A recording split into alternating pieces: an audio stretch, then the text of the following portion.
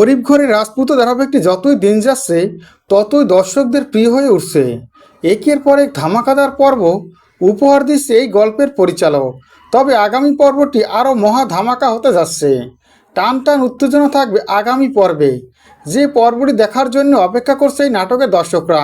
মেঘলার কাছে ক্ষমা চাইলে অনিক সকল ভুল বোঝাবুঝি অবসান ঘটালো। ইতিমধ্যে আমরা দেখতে পেয়েছি নাটকটিতে চলছে টান টান উত্তেজনা। মেঘলার কাছে বারে বারে ছুটে যাচ্ছে অনিক, কিন্তু অনিককে মেঘলা কোনোভাবেই ক্ষমা করছে না। অনিককে দূর দূর করে তাড়িয়ে দিচ্ছে। এটা দেখে অনিকও খুবই কষ্ট পাচ্ছে, কিন্তু অনিকের তো কিছু করার নেই, কারণ অনিক তার নিজের সন্তানটাকে মেরে ফেলেছে, নিজেই দোষী। কিন্তু মেঘলার কাছে তার ক্ষমা চাইতেই হবে। একথা ভেবে বারে বারে মেঘলার কাছে ছুটে আসে অনিক শুধুমাত্র ক্ষমা চাওয়ার জন্য। মেঘলা ক্ষমা করে দিলেই অনিক নিজেকে ক্ষমা করতে পারবে। অনিকের এমন কষ্ট দেখে সহ্য করতে পারে না সাব্বির সিদ্ধান্ত না সে মেঘলার কাছে যাবে। এরপরই মেঘলার কাছে এসে মেঘলাকে বলে, অনিকের যে অবস্থা দেখলাম আমার মনে হয় না অনিক আর বেশি দিন বাঁচবে। যে কথা শুনে খুবই কষ্ট পায় মেঘলা বলে, অনিকের কি হয়েছে? আর তখনই সাব্বির মেঘলাকে বলে, একটুর জন্যই ও বেঁচে গেছে। আমার গাড়ির সামনে পড়ে গেছিল, পাগল পাগল অবস্থা। এটা দেখে আমার খুব কষ্ট লেগেছে।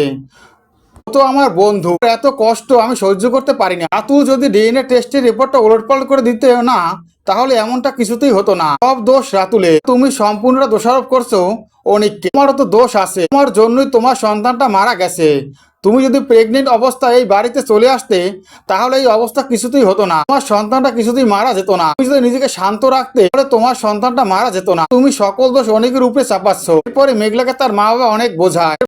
এরপরই বস্তিতে অনিকের কাছে ছুটে আসে মেঘলা অনিকের সামনে হাত জোর করে বলে, আমার সন্তানটা মারা যাওয়ার পিছনে আমারও দায়ী আছি। আমার জন্যই আমার সন্তানটা মারা গেছে। তুমি আমাকে ক্ষমা করে দাও। এই কথা শুনে অবাক হয়ে যায় অনিক। মেঘলাকে ক্ষমা করে দেয় আর কাছে টেনে নেয়। গরিব ঘরের রাজপুত নাটকের দর্শকরা আগামী পর্বে এসবই আপনারা দেখতে পাবেন। গরিব ঘরের রাজপুত নাটকের প্রত্যেকটি আপডেট ভিডিও পেতে আমার চ্যানেলটি সাবস্ক্রাইব করে বেল আইকন অন করে রেখো। ধন্যবাদ।